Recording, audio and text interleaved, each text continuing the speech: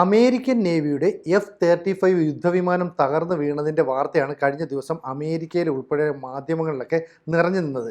ശരിക്കും പറഞ്ഞാൽ നേവിക്ക് വേണ്ടിയും അതുപോലെ തന്നെ യു എസിൻ്റെ എയർഫോഴ്സിന് വേണ്ടിയുമൊക്കെ ലോക്ഹീഡ് മാർട്ടിൻ എന്ന് പറയുന്ന ലോകത്തെ ഏറ്റവും വലിയ പ്രതിരോധ വിമാന കമ്പനി ഈ നിർമ്മിക്കുന്ന വിമാനങ്ങളാണ്. ഈ F-35 നിർമ്മാണത്തിൽ എന്തൊക്കെയോ അപാകതകളുണ്ടോ എന്ന് സംശയം പ്രകടിപ്പിക്കുന്നു. അപ്പം അമേരിക്കയെ സംബന്ധിച്ചിടത്തോളം അവിടുത്തെ കാലിഫോർണിയയിലെ എയർ സ്റ്റേഷന് സമീപം ഈ വിമാനം തകർന്നു വീഴുകയാണ് ഉണ്ടായത്.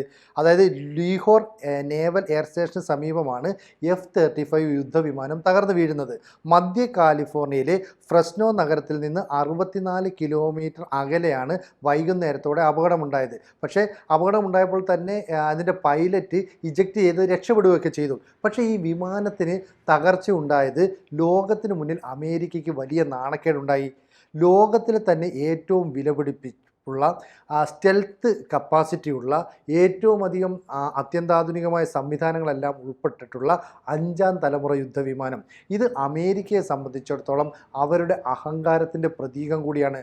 അവർ ലോകത്തിന് മുന്നിൽ അവതരിപ്പിച്ച ഏറ്റവും മികച്ച യുദ്ധവിമാനമാണ്. നമുക്കറിയാം ഒരു കാലത്ത് F-15, F-16 പോലെയുള്ള അമേരിക്കൻ യുദ്ധവിമാനങ്ങളുള്ള രാജ്യങ്ങൾ വളരെ പ്രൗഢിയോടെ നിലകൊണ്ടിരുന്നു. അതിനേക്കാൾ മികച്ച സാങ്കേതികവിദ്യയുമാണ് ലോക്ഹീഡ് മാർട്ടിൻ F-35 യുദ്ധവിമാനം നിർമ്മിച്ചത്. ഇപ്പോൾ ഇസ്രയേൽ ഉൾപ്പെടെയുള്ള 17 രാജ്യങ്ങൾക്ക് മാത്രമേ ഈ F-35 യുദ്ധവിമാനമുള്ളൂ. ഇപ്പോൾ ഈ യുദ്ധവിമാനം തകർന്നു വീണു എന്ന് പറയുമ്പോൾ അമേരിക്കയ്ക്ക് നാണക്കേടുണ്ടാകുന്നു. ഇതിന് കാരണം ഏതാനും മാസം മുമ്പാണ് കേരളത്തിലേക്ക് ഒരു F-35 യുദ്ധവിമാനം വന്ന് പറന്നിറങ്ങുന്നത്. അതായത് ബ്രിട്ടൻ്റെ കൈവശമുണ്ടായിരുന്ന F-35 യുദ്ധവിമാനം തിരുവനന്തപുരം രാജ്യാന്തര വിമാനത്താവളത്തിൽ ഇറങ്ങി സാങ്കേതിക തകരാറുകൾ സംഭവിച്ചു എന്ന് പറഞ്ഞു. ഇത് പരിഹരിക്കാൻ ഇന്ത്യക്കാരായ വിദഗ്ധരുടെ അല്ലെങ്കിൽ സാങ്കേതിക വൈദഗ്ധ്യമുള്ളവരുടെ സഹായം തേടാൻ അമേരിക്ക അനുവദിച്ചില്ല. കാരണം അമേരിക്ക പറയുന്നു ഞങ്ങളുടെ ടെക്നോളജി ഞങ്ങൾ തന്നെ ശരിയാക്കിക്കൊള്ളാം എന്ന് പറഞ്ഞു. അങ്ങനെ മഴയും വെയിലുമേറ്റ് ഏതാണ്ട് 40 ദിവസത്തോളമാണ് F-35 എന്ന് പറയുന്ന യുദ്ധവിമാനം നമ്മുടെ കൊച്ചു കേരളത്തിൽ കിടന്നത്. അതിനെ തുടർന്ന് വലിയ ട്രോളുകളൊക്കെ ഉണ്ടായി. ഈ യുദ്ധവിമാനം ഇനി എന്തിനു കൊള്ളാമെന്നൊക്കെ പറഞ്ഞിട്ട് ലോകത്തിന് മുന്നിൽ അമേരിക്കയ്ക്ക് വലിയ നാണക്കേടുണ്ടായി.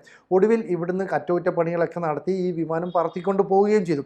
പക്ഷേ ഏതാനും ദിവസം കഴിഞ്ഞപ്പോഴേക്കും അല്ലെ ഏതാനും മാസം കഴിയുന്നതിനുള്ളിൽ തന്നെ വീണ്ടും അടുത്ത ആക്രമണം ഉണ്ടായി. അപ്പോൾ കഴിഞ്ഞ ജനുവരിയിൽ ഇതിന് സമാനമായിട്ട് അലാസ്കയിൽ F-35 യുദ്ധവിമാനം തകർന്നു വീണിരുന്നു. ഇപ്പോൾ വീണ്ടും ഈ ക്യാബിൻ ക്രൂവിന് അതുപോലെ തന്നെ പൈലറ്റുകൾക്കൊക്കെ പരിശീലനം നൽകുന്ന rough Riders strike fighter squadron VF-125 ഇനത്തിൽപ്പെട്ട യുദ്ധവിമാനമാണ് തകർന്നു വീണത്. അപ്പോൾ ഇത് US നേവിക്ക് വേണ്ടിയിട്ട് പ്രത്യേകമായി നിർമ്മിച്ചതാണ്. അപ്പോൾ ലോക്ഹീഡ് മാർട്ടിൻ നിർമ്മിക്കുന്ന F-35 യുദ്ധവിമാനങ്ങൾക്ക് സാങ്കേതികപരമായിട്ട് ഒരുപാട് തകരാറുണ്ട് എന്നാണ് സംശയിക്കപ്പെടുന്നത്. നമുക്കറിയാം അമേരിക്കൻ പ്രസിഡന്റ് ഡൊണാൾഡ് ട്രംപ് ഇന്ത്യയുമായിട്ട് നല്ല ബന്ധം പുലർത്തിയിരുന്ന സമയത്ത് മോദിയുടെ അടുത്ത് പറഞ്ഞു നിങ്ങൾ എന്താണ് ഈ F-35 വാങ്ങാത്തത്, ഞങ്ങളുടെ F-35 നിങ്ങൾക്ക് തരാം, 5ാം തലമുറയിൽപ്പെട്ട ഏറ്റവും അത്യന്താധുനികമായ യുദ്ധവിമാനമാണ്. പക്ഷേ നമ്മൾ അപ്പോഴും കണ്ണുവെച്ചത് റഷ്യയുടെ Su-57 എന്ന് പറയുന്ന യുദ്ധവിമാനത്തിലാണ്. അതിന് ഇത്തരത്തിലുള്ള സാങ്കേതിക തകരാറൊന്നുമില്ല.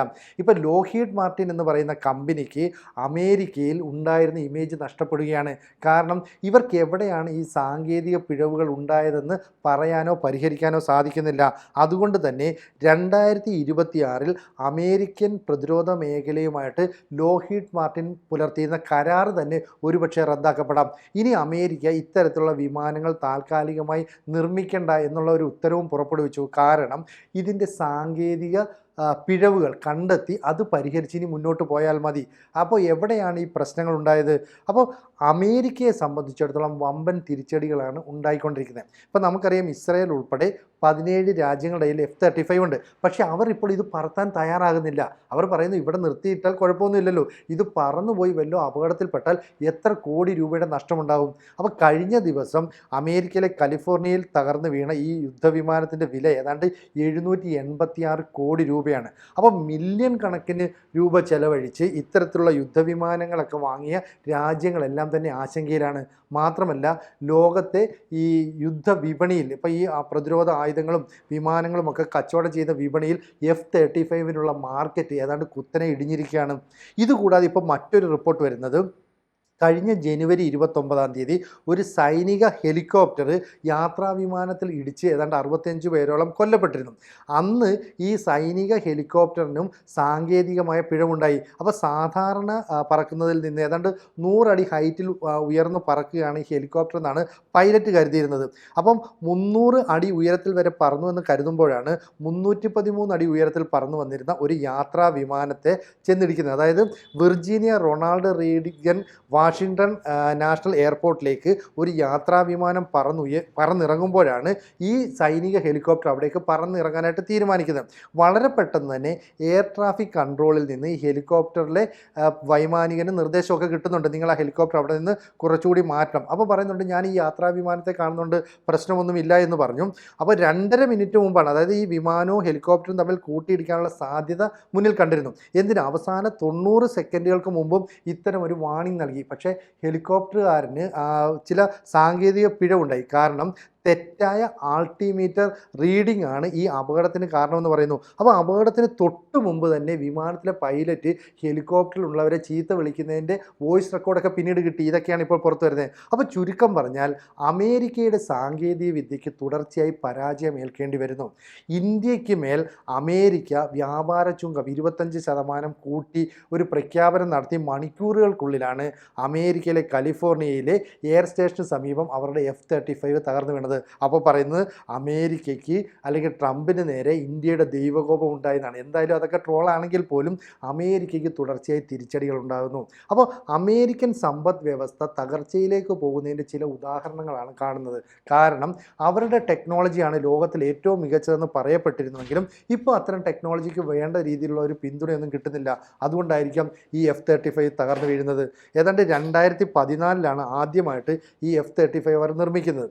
ഏതാണ്ട് ഇത്രയും 11 വർഷക്കാലം എടുത്തു. 11 വർഷക്കാലത്തിനിടയിൽ 20 യുദ്ധവിമാനങ്ങൾ തകർന്നു എന്ന് പറഞ്ഞാൽ അവർക്ക് വലിയ നാണക്കേടാണ് ഉണ്ടാകുന്നത്.